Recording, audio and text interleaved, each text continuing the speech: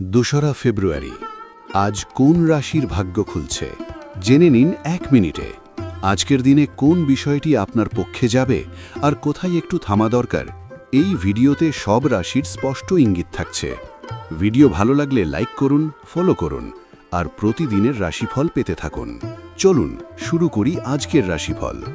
মেষ, আজ কাজে গতি আসবে। আত্মবিশ্বাস ভালো থাকলেও রাগ নিয়ন্ত্রণে রাখুন। বৃষ, অর্থ ও পরিবার দুদিকেই স্থিরতা, সঞ্চয় বা পরিকল্পনার জন্য ভালো দিন। মিথুন, কথাবার্তায় সংযম জরুরি, ভেবে বললে ভুল বোঝাবুঝি এড়ানো যাবে। কর্কট, মন একটু অস্থির হতে পারে, কাছের মানুষের সঙ্গে কথা বললে স্বস্তি মিলবে।